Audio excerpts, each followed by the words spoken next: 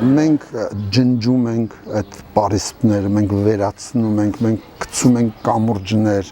ընտանիքի եւ իր դպրոցի, ուսուցչի եւ իր գործի, որովհետեւ մենք հասարակության, այսօրվա հասարակ մարդու ության դպրոցն ենք եւ շատ կարեւոր է որ այդ առանց պահակի, առանց պատների, առանց կարելիի, առանց ծանոթի, առանց այս անարդարության, առանց այս ամեն ինչի, հա,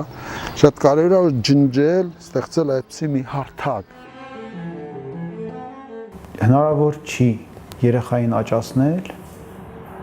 ապագայի համար, եթե երեխան ապրում է ներկայում։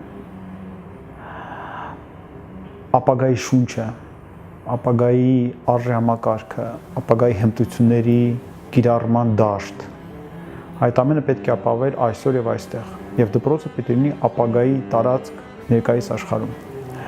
Եվ մենք հենց այդ ենք փորձել անել այլն, ապագայի շունչը դրել